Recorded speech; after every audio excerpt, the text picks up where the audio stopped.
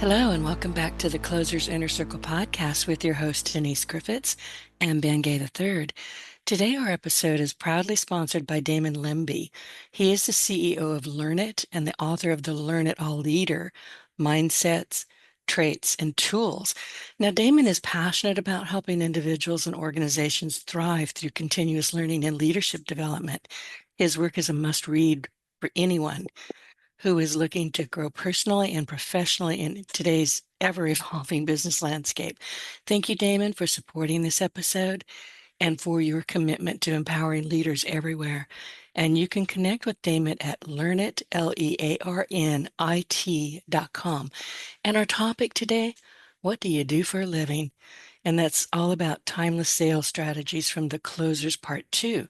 So today, Ben and I are opening it up to the Closers Part 2, page 157, and diving into the chapter called what is part of a bigger chapter. It's a sub chapter of it, really, but what do you do for a living? And no, this isn't about job titles or polished pitches.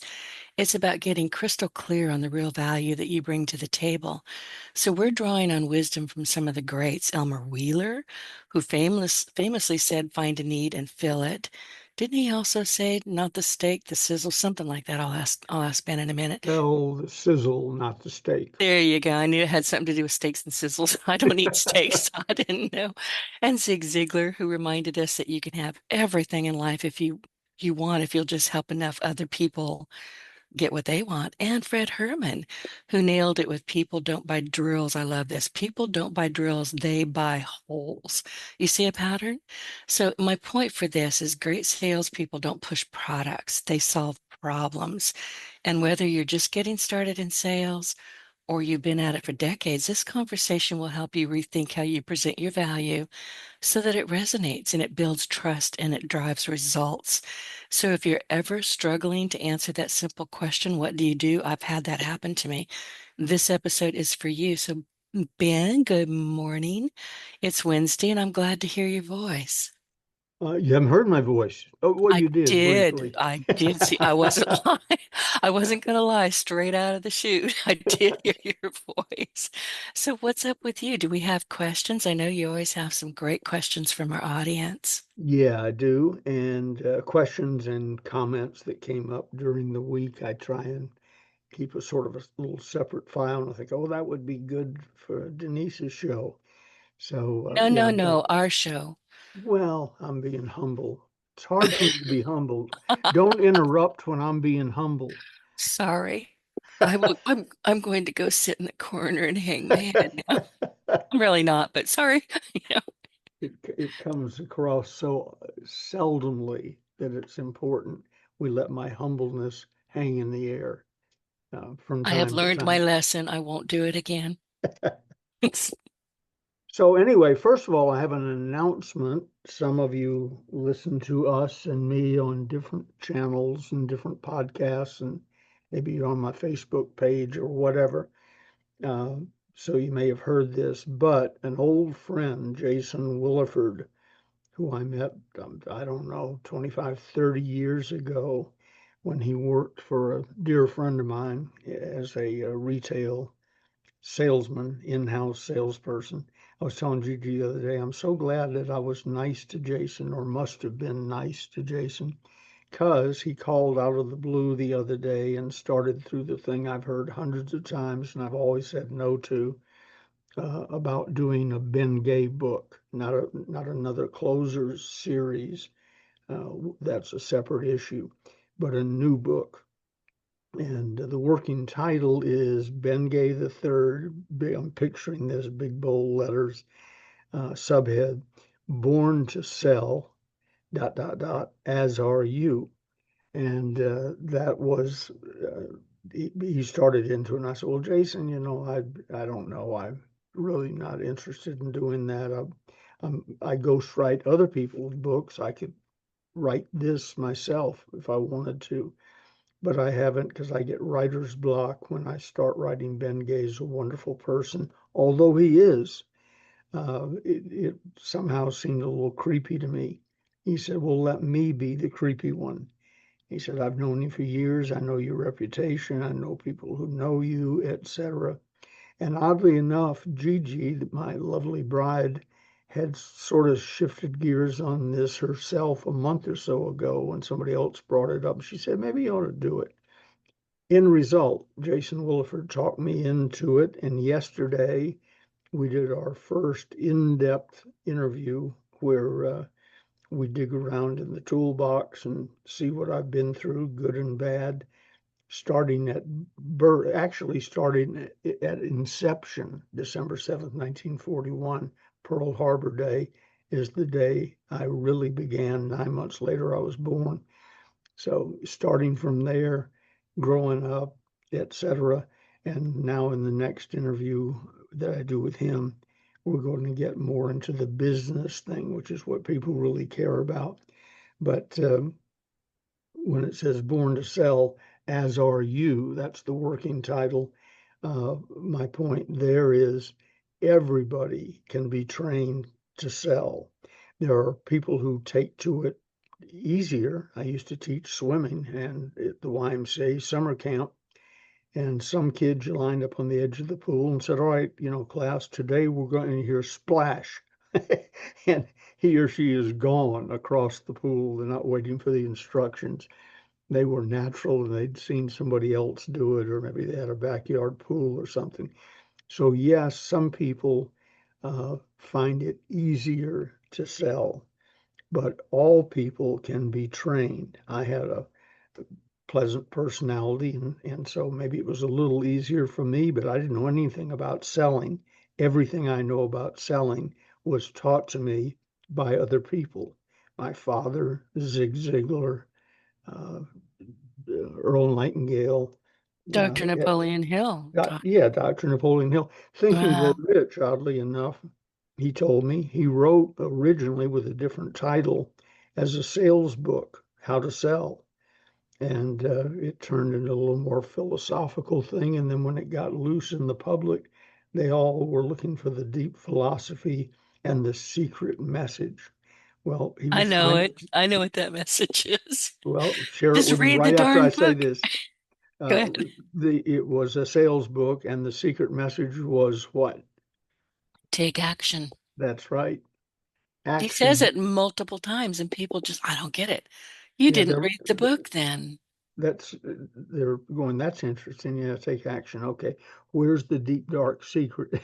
No, Take action. that is the deep dark secret. It I, is. but it sounds like it takes nerve and work.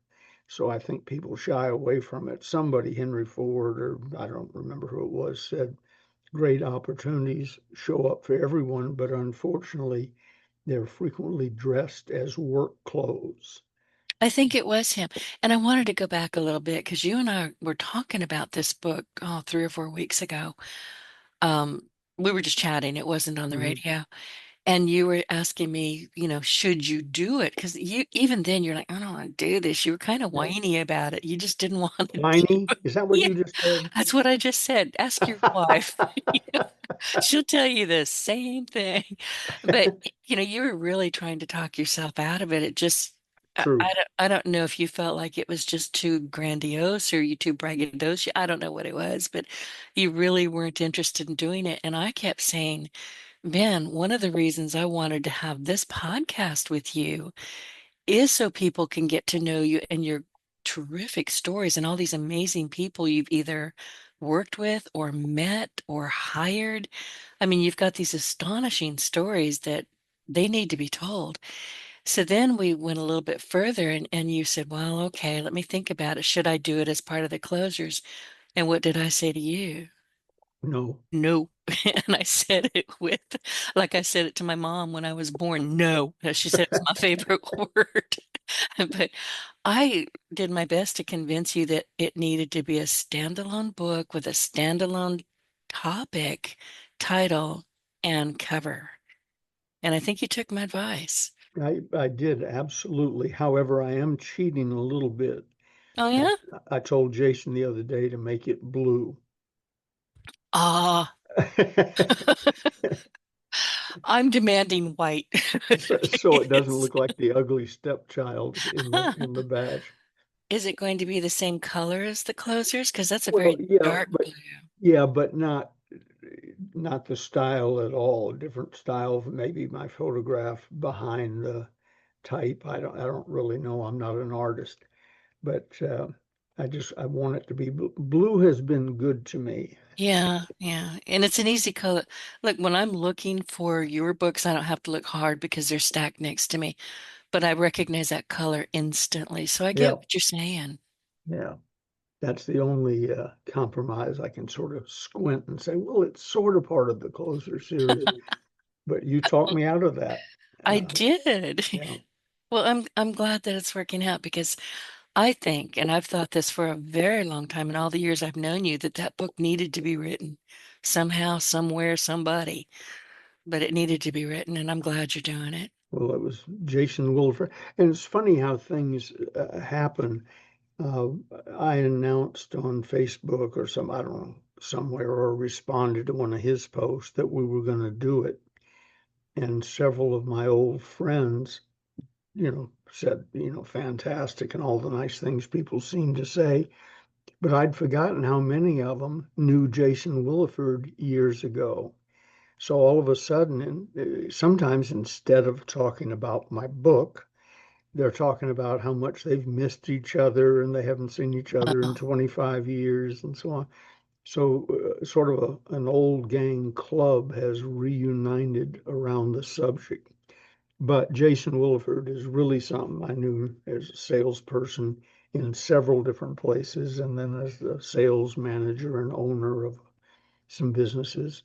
So he knows his stuff. I was frankly surprised and honored that he was willing to do it. But anyway, it's his book.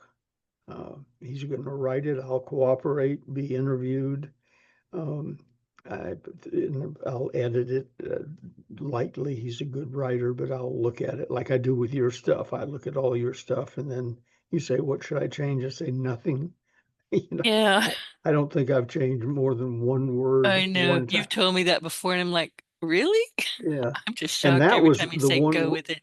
the one word I changed in something that you had written was an opinion. It wasn't a correction. Uh, so, and I don't even know if you did that or not. You Uh, mentioned Fred Herman going into this. yeah. Uh, Fred was from Cedartown, Georgia. He was never a huge deal like J. Douglas Edwards or Zig Ziglar or something. The reason was he was so humble. I don't think I've ever met anyone who took to the stage that was that humble. Usually, those of us who go to the stage are sort of full of ourselves, at least at that moment. My claim to fame with Fred, besides the fact we became good friends, was I held the boom mic at the end of the walkway on the stage as he was going back and forth when he recorded Kiss, Keep It Simple Salesperson. Well, I think the original title was Salesman. I held the boom mic. And so that was my contribution to it. But Fred was such a wonderful guy and too humble for his own good because he never got out and did what he should have done. Hi, I'm Fred Herman. I've forgotten more about selling than the rest of you ever knew. He was just a spectacular guy. So when you mentioned him, it brought back a lot of memories. That's just moments ago when you mentioned him. And this is, I won't name the person, but you also reminded me of something when you gave a quote not too long ago, and I won't give the quote either because that would give away who it is, but you made me smile. There used to be a guy named Dr. Luther Brock. He was called the Letter Doctor, and he was from Denton, Texas. And I only met him, I think, once. But his talent was he could write a direct mail letter that would just, he helped build the National Communication Center. For instance, we had a 5-letter series. If you needed an 800 number or inquired about it, you got letter one. If you didn't buy in 2 weeks, you got letter two, so on. So, and most of our selling was through those letters. And then when you phoned in, you were a lay down sale. You wouldn't have phoned in if you weren't interested. So Dr. Luther Brock helped me build the National Communication Center and open up the toll-free call center business. We opened the first call center in the world, I guess, certainly in the United States. But anyway, the quote you gave was interesting because Luther Brock he was like a gag writer.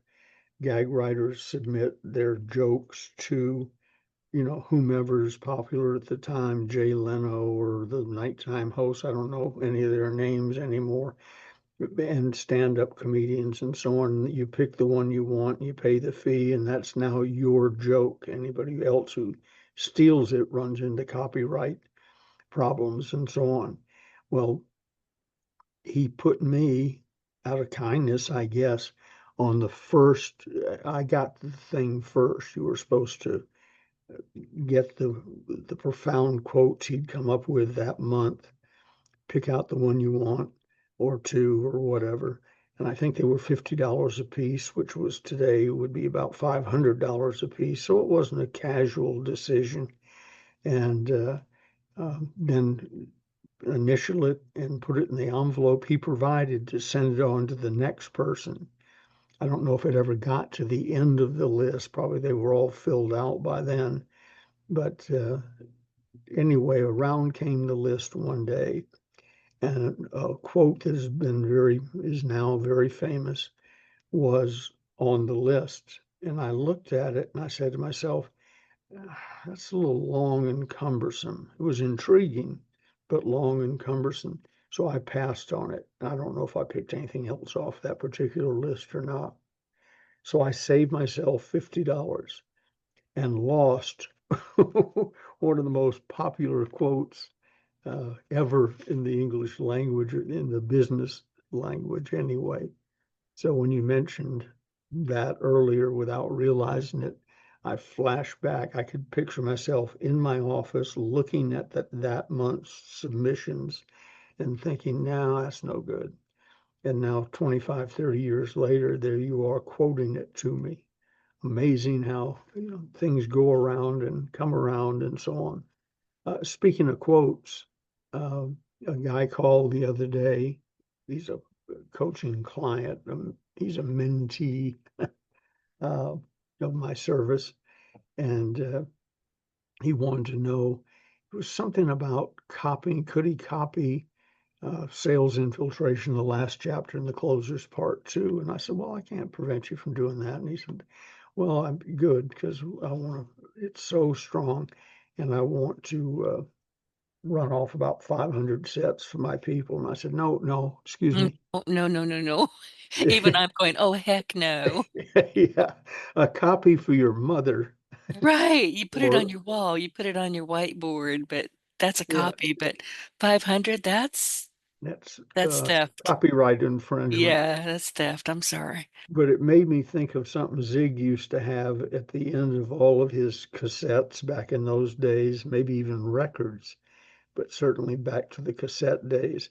Somewhere in the recording, he would say something about you're not supposed to duplicate these, because that, as Right. soon as cassettes came out, that became very popular.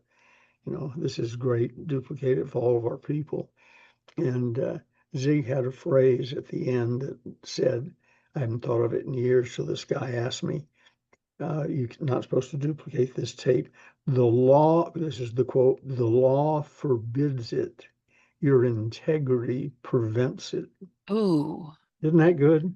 that is perfect. I don't think Yeah. I've, and I think I told you how I came across Zig Ziglar years ago. M My car used to take me to garage sales every Saturday. I didn't do it. It wasn't deliberate. I No, just it's woke up and barn sour. In the that's horse business, right. that's barn sour. Right. And off I would go. And, I didn't need anything. I wasn't looking for anything. It was just, I needed to go find out.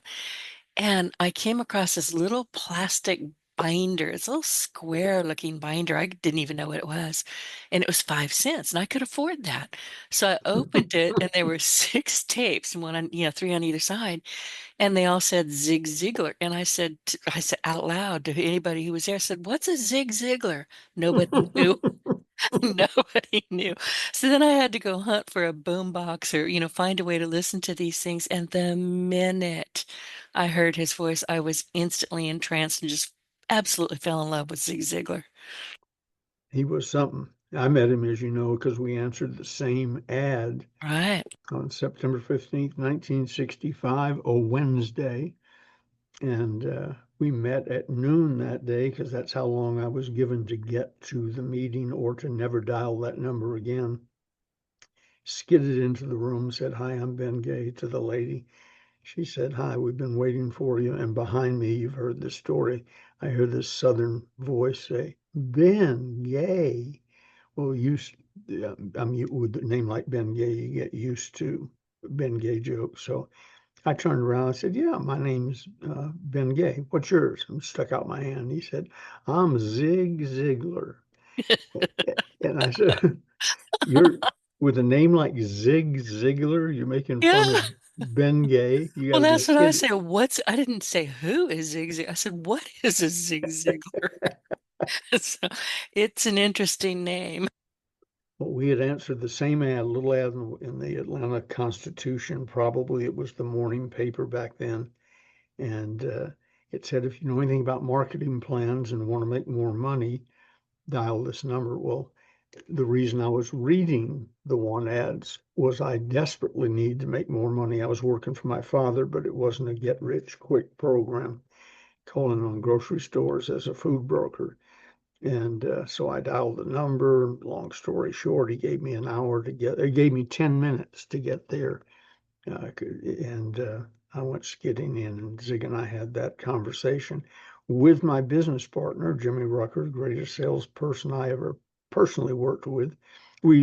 Jason Wilford and I talked about that yesterday. He said, "You say Jimmy Rucker is the best salesperson that ever lived." I said, "No, I'm not going to be drawn down that rabbit hole." What I said was, he's the greatest salesperson I ever personally worked with. So Right. I don't have to argue about Ross Perot and breaking his yearly quota within 30 days. We've And I, talked about him, you and I, and he was yeah, good. yeah. So anyway, that was a little definition difference. So the three of us, Jimmy Rucker, Zig Ziglar, and me, went into Bill Dempsey's office, listened to, it wasn't a job interview. It turned out it was an opportunity meeting. He got out the chart and started drawing the circles that you draw when you're selling multi-level marketing, or network marketing, they call it now, so you won't know it's multi-level marketing. And got down to the end, asked for our money. I had to borrow mine from Rucker, but he was 50-50 partner anyway. And Zig and Jimmy and I each put in $91.41, and the rocket ride began. 2 years later, I was president of the company, multimillionaire, traveling all over the world in private jets and giving talks to people through translators sometimes. Uh, Speaking to people who didn't understand what I was saying and learning the rhythm of saying a sentence or two, and then letting Leo LeBlanc was my main translator. He spoke like 8 languages. We got where we could, he would even correct me if I misquoted something. He knew what the quote was, and I would find out later that they said, "Thank you, Leo has saved your rear end again." By Did he pronounce his last name with the C at the end, LeBlanc? LeBlanc. Yeah. See, here it's LeBlanc. That C Oh, is okay. Yeah. invisible. Well, I met him in Canada. Oh, different over there. Then this is Yeah. Cajun here is Yeah. LeBlanc, and Robin is Robin, and Richard is Richard. You get the point. But Oh, the one a that lot of tripped me up. names are not the way they look.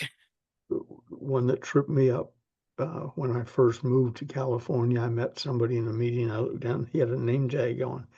I said, "Your name is Jesus?" And he said, Jesus. we say yes, but we say Jesus. You're right. So nothing wrong with being named Jesus. I just never Nope. met anyone that was named Jesus. Right. So anyway, the Zig quote I just love, and thought of it yesterday, a few days ago, for the first time. The law forbids it. Your integrity prevents it. And that would fit into a lot of situations, not just copying books and cassette tapes. Uh, there are things that are technically legal, but you shouldn't do them. Right. And that goes into a lot of life. Then I had made a note here talking to one of our friends. Um, we were talking about you like somebody something or somebody asks to be your contact or what have you, and hit enter. And I guess it's automatic. I don't think most people type that fast or crouch by their computer, but instantly comes back. I can change your business and I know all about you and increase this and decrease this and so on. And then if you don't answer about 20 minutes later, you get basically the same message reworded. It's all And bots. It's yeah, bots. and it goes on and on and on. So what I was telling my friends was there's a different, I preach persistence, but the great new thing, I mean, it's not new, but new to me when you consider how long I've been doing this, is drip marketing. I'll give, first of all, I will not respond with, hi, how are you? Give me this, buy this, do this. If it's that type of, going to be that type of relationship, I wait 24 hours before responding at all and write a pretty good sales letter, thanks to Dr. Luther Brock. And if that doesn't work, I just put you over in the drip system. When I post something on Facebook or on Constant Contact or something, you'll get it. May not be related to what we were talking about when you first contacted me. But what I'm really saying is, hi, I'm Ben Gay and I'm still alive. I'm still here. If that triggers any impulse in your mind, reach. I don't say all this, but that's what I'm really doing is subliminal marketing through drip marketing. So I said all that to say this, there's a difference between persistence and annoying. If you Oh, want to yeah. if you want to LinkedIn get is getting really bad about that. yeah, and Facebook has been for a long time. If you want to really annoy me and get blocked and deleted and whatever, I just don't have time. Start sending me a bunch of nonsense admitting. Somebody told me the other day they were really excited because they'd heard about me and they're going to help me get a book published. And I said, well, you're Did you 30, think that Ben, you're Southern, you should have said thank you so much. yeah, I I said, appreciate it, and then block him. well, I thanked them for their input, told them they were 35 books late, 36 counting the new one, but I'm not writing that one. You're 35 books late. Oh, and increase my speaking business. Oh, So I well, said, you should have. Why didn't you pick up the phone and immediately talk to him? yeah, I should have, but Yeah. I was busy blocking him. And then the ones from Pretty Ladies, probably a fat guy in Nigeria with a cigar, but Pretty Ladies who go, hi, how are you? I've never heard from them in my life. Hi, how are you today? Uh, and I used to think occasionally I would react like, I'm fine, who are you? Now it's Right. delete and block instantly. So, uh, huge difference between persistence, which I admire and encourage, and annoying. And there's a fine line, and you need to learn it. And one of the bad things about social media is it makes it so much easier to be annoying. It All you have to, does. yeah, all you have to do is hit send or whatever, and you can annoy anywhere, anybody or any group of people anywhere in the world in a matter of seconds. Why would you want to do that? People, they just have. I think it's a get up and go. Hurry, hurry, hurry. I can make millions. I can do this. But I wanted to go back to something I was writing down while you were talking. If you don't understand your audience or your victim, and there's not much difference between those sometimes. I mean, like this guy is saying, I can get you, get you books. It's like, dude, I've got 35 of them. I get these all the time, particularly on LinkedIn. And I'm not picking on LinkedIn. Well, I kind of am, but they'll say, oh, I see you're a podcaster. We can get you here, here. Have you looked at who I am? I'm a pretty well-known podcaster. How I've many of been your clients are in the top 1.5% of all I podcasts on earth? exactly, exactly. And who have, been doing this for 17 years. I kind of know what I'm doing, but thank you anyway. Do your homework. Don't bug me if you're just taking the same email and sending it out to whoever it comes across your way. Don't do it because you're going to get blocked. And here's another thing. We all tend to know one another. Yeah, Podcasters in particular, yeah. we know each other. And you know me, Ben, I don't have a filter that I've ever met. So I may be an introvert, but I don't have filters. And when I've had enough, I start sending out e-messages, LinkedIn messages to my other podcasters going, what's your experience with this people? And oh my goodness, Yeah. I'm not the only one that hates you. So be careful. We all travel in packs. I know if only by phone, I know just about every top speaker, English speaking speaker on the planet. I've been at this professionally since 1965 and somewhat 4 or 5 years before that. So I know who they are. And I learned that lesson the hard way. I won't tell the whole story again. We've discussed it. When I lied to the buyer at Harris Teeter, I think it was, market, about how much a company in Atlanta had bought from me. It was 88-cent hairspray. My And favorite story. yeah, I've got some of, but that's one of my top favorites. we're in Charlotte, North Carolina, I think, somewhere in the Carolinas. And I told this lie to this buyer. And just quick recap, every night at dinner I had with my family, especially Wednesdays, because that's when, or Thursdays, because my father had lunch with the chief buyer at Alterman Brothers, George Alterman, every Wednesday. And that brought him in contact with George Alterman's secretary, boss, executive assistant, Sybil. And Sybil, I grew up knowing Sybil I don't think I ever met her, maybe I did, but I grew up knowing that Sybil was evil. She didn't have a good speck of anything in her body, nasty person. And I don't think she singled out my father. Everybody loved him, but seemed to, among other people, dislike my father. So I say to this guy in Charlotte, North Carolina, I'm hundreds of miles away from Atlanta. Oh, yes, Altman Brothers is doing blah, blah, blah. And a total lie. Even said they bought it by the carload, and I didn't know what a carload was. I pictured an automobile with a lot of stuff in it. I didn't know we were talking about freight cars. Trains. Yeah. Yeah. Even But I know trains. but yeah, Dad was always talking about a carload of this and 5 carloads here, so I threw that in. And the guy said, "Well, excuse me for a minute, I gotta go do something." But picks up the phone and says to someone, "Get Sybil on the phone." And the hair on the back of my neck stood up. So as he left the office, I gathered up my samples, my business card, wiped my DNA off the chair, did everything I could do to not make me traceable uh, back to him. And then marketing came up this week, of course it always does. And they said, give me your best marketing example where marketing made the difference. And I've told you this before. I have an 86% closing rate. I'm very proud of that. But everyone, virtually everyone, at the National Communication Center, and they were entry level minimum wage, and then based on quality of work got bumped up from there.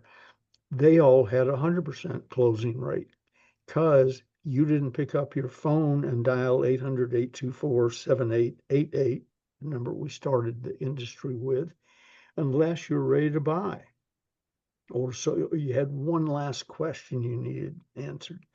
So one day while bragging about my 86% closing rate, which hasn't changed in decades, one of my people said, well, Mr. Gay, don't tell the people downstairs in the phone room that. And I said, why? They said, because they have 100% closing rate.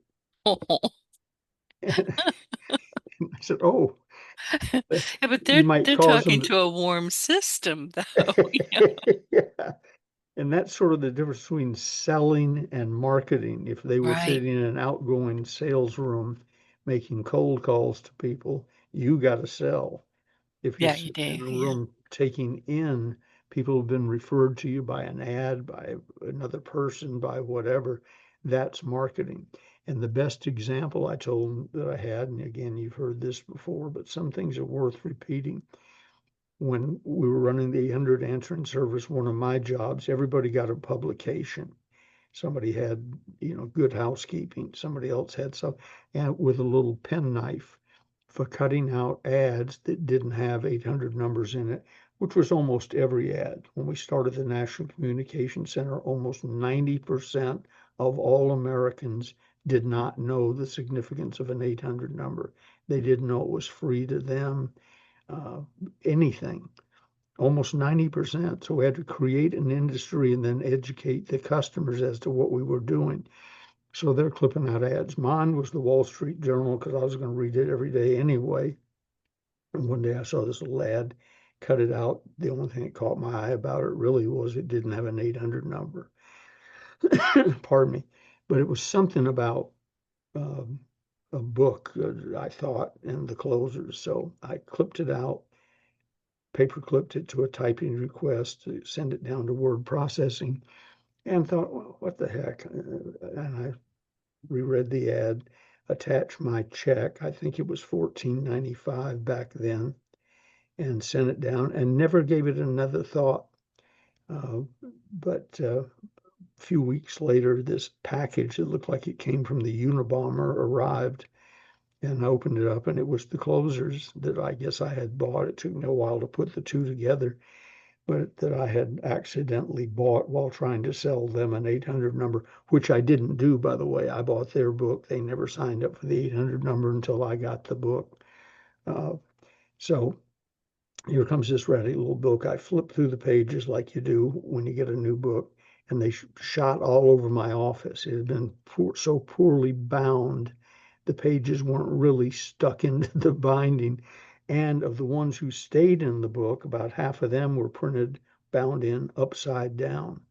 So I started throwing it in the trash can. I've been cheated out of more money than that. Decided to keep it, gathered up the pages, put a rubber band around it, read it on my next plane flight, I think, to New York, or read most of it.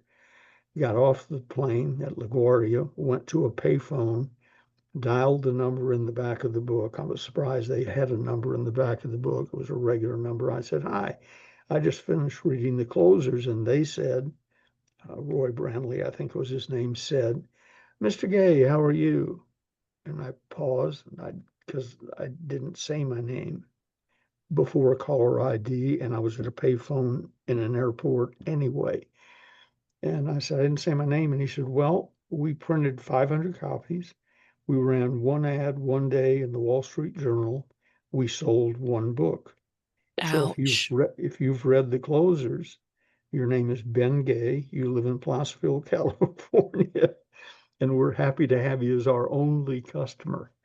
And so, long story, somewhat shorter, I talked to him then, bought all the rest of the books. I said, "How many more you got? I'll take them." And he said, "Well, like I said, we printed 500 and sold one, so $4.99. I said, "I'll take them," because I figured I could make a funny story out of it and give people some great information. Then I got the rights to rewrite and edit the book and print it with the pages in the right direction. They sold, well, here's the difference between good marketing and no marketing and effective marketing. They sold one book. We sold 10.5 million of the same book when we quit counting 30 years ago.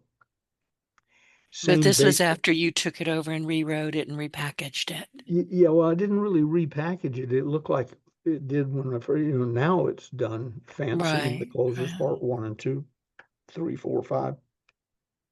But uh, we sold 10.5 million before any of that happened. It still looked like the Really? closers that I bought. Yeah, because Oh, I was I did away not from know. Yeah, I was away from the bit. What it was just marketing. I knew how to sell stuff. Tell you a cute publishing story. The average book, I couldn't prove this in court, but I've heard it for years and I've seen it happen. The average book, brand new book, if you're not Henry Kissinger, writing on a current war and you've already sold millions of books, the average book by a regular human being, they print 500 copies, and then the printers, the publishers tell me, and they never call back because that was it, counting giving books away at Christmas to their friends, neighbors, and relatives. So no I, marketing. yeah, the difference is marketing, and they don't know how to market it. So they print 500, even with gifts, probably still have some in their garage. And so the difference is, how do you present it? How do you sell it? I built a little sales organization around it, and off we went. Then over the years, part one had to be named part was like World War One wasn't World War One until World War Two came along. Right. It was called the Great War. So the editing of the book and the writing of the book didn't have a whole lot to do with it because you owned it before you knew the quality of the book. After a while, of course, word of mouth. But to show you how little I knew about the publishing business, if I'd known what I know now about the publishing business, oddly enough, I don't think I would have bought the rights or taken advantage of it because I didn't know the 500 book story. And we were a little past being excited about selling 500 or something. So I ordered 50,000 copies because that's sort of what we did. We were in the cosmetic business, we were running the answering service and selling that at wholesale to distributors who resold it and so on. So they said, my purchasing agent said, how many you want to buy? I said, oh, I don't know. What do you think? 50,000? He said, yeah, I guess. He didn't know anything about the publishing business either. So I later, somebody said, well, you had to make it successful. You had 50,000 copies sitting in the Yeah, warehouse. you didn't have any other options. You had to No, market. I said that thought crossed my mind. And that was the 30-year ago figure when I returned to the business after a 6-year absence.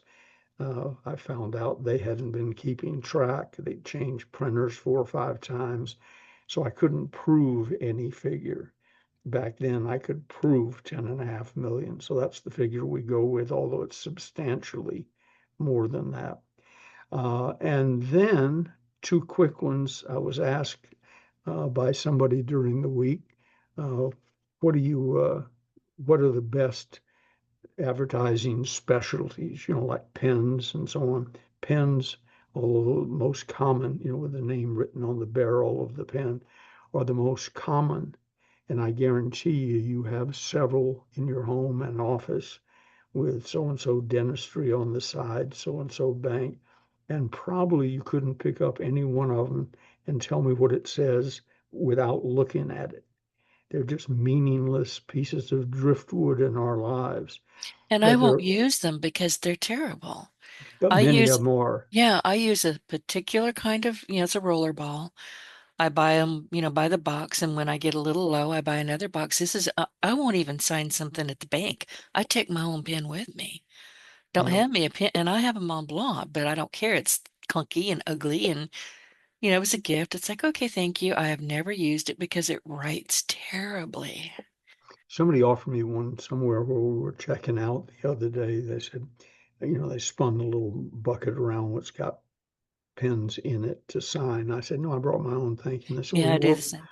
you're welcome to have one. I said, no, I don't need it. Thank you very much. And she looked sort of disappointed. And I said, what you said, I said, A, it won't work more than two Yeah, days. yeah, B, I don't want to carry an ad around in my pocket for some company I don't know. So yeah. I appreciate it, but no thank you. Now, there are some good advertising specialty products, but here's two that many of our listeners can take advantage of. They are the best I've ever used. One, or three, but one is just a slight variation. One are magnets to go on people's refrigerators or any metal surface, their filing cabinet, but magnets that are your business card with a magnet back. I don't know what it is, couldn't explain it, couldn't sell it at a convention to a bunch of people who maybe hadn't used them. But people don't throw away magnet stuff. Hmm, They, I do. so well, you're the exception, Well, I don't like probably one clutter. of few. But Mm, well, it's not clutter. The theory is you hand it to them and say, put this on your refrigerator, so next time you want to reach me, I'll be there.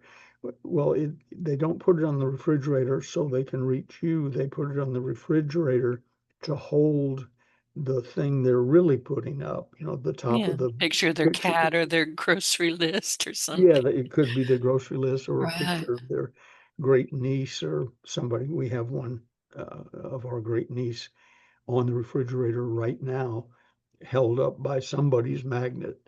And And you don't know who it is. I don't know sitting in my office, but There I you do go. know every time I go to the refrigerator. Oh, okay.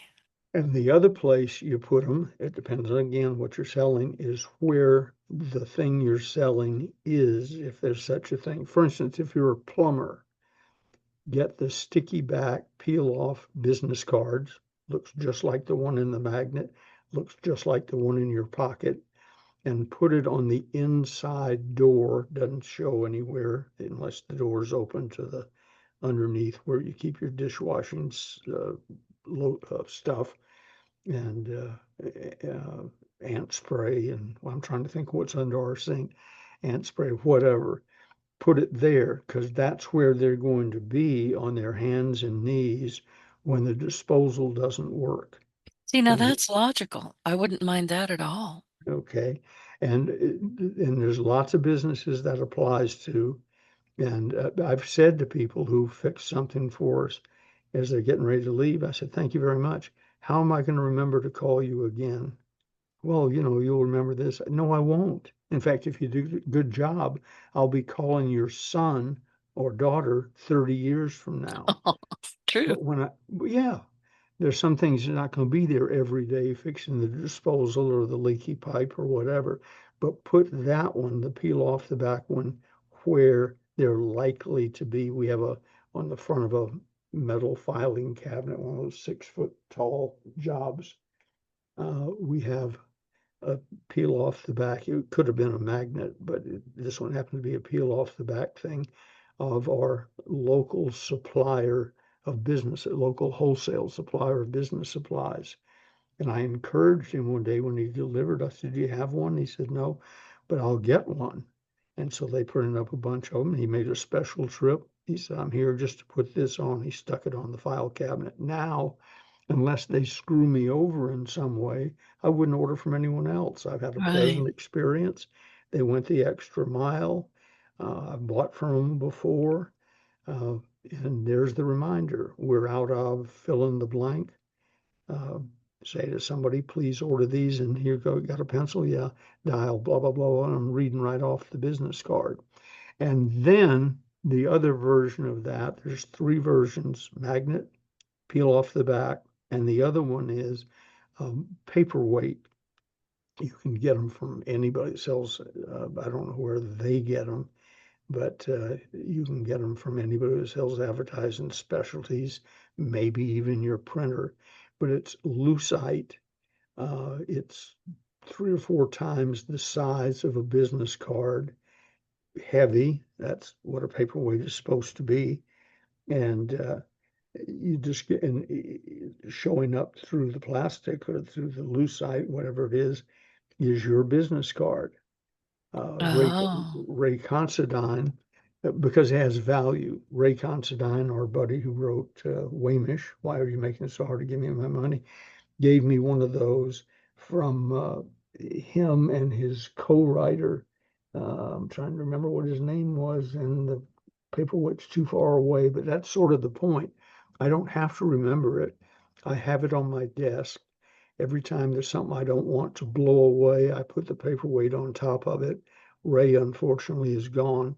But if I had any desire to reach out to Ray and he was still alive, he's sort of hard to forget for a variety of reasons, but not the least of which is I have a paperweight, a lucite paperweight, and the only thing in it is his business card floating in the lucite, I guess. I don't know how they do that. But again, value, and it's value where they are at their desk. And if they don't have a desk because of some oddity, they have a house and they have a place where they put mail and so on. I asked Ray one time, did any of these get thrown away? He said, I've never given one to anybody that I couldn't find it when I walked into their office Oh, on the desk, holding down today's mail, whatever. Uh, so it was so practical and it was great marketing. right, and he hang on one second. I'm going to grab it real quick.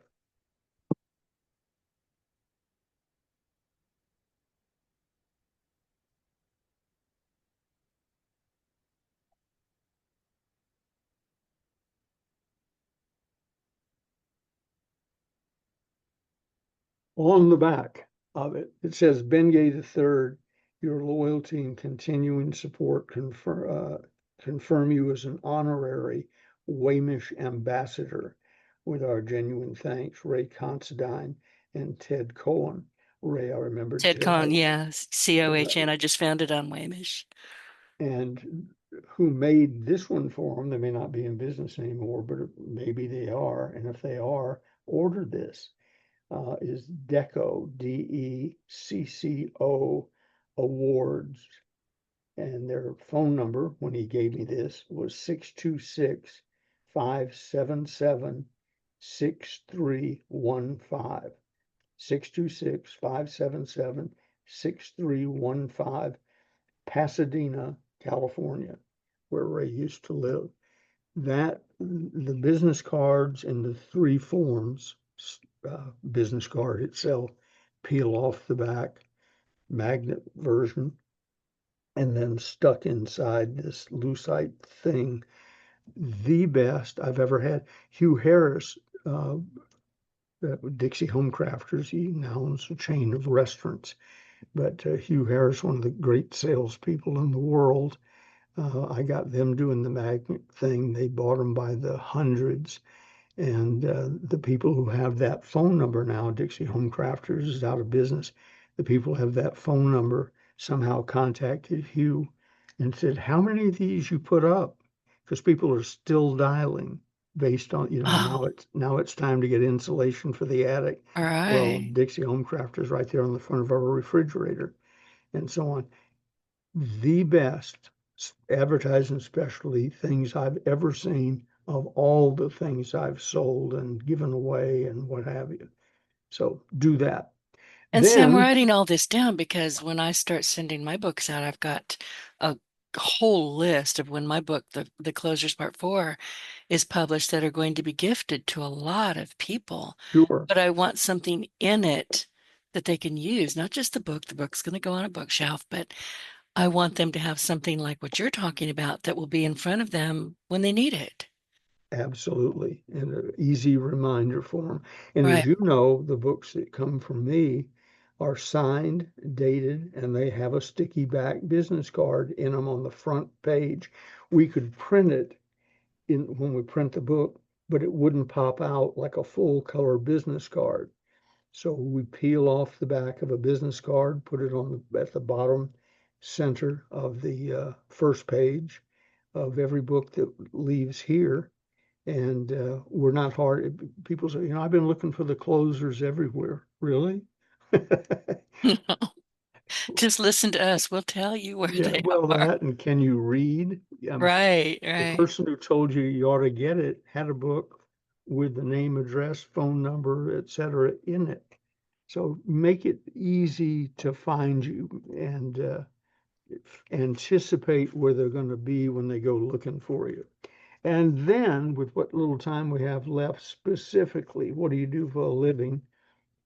Page 157 in the closers part two. What you do for a living is you solve problems.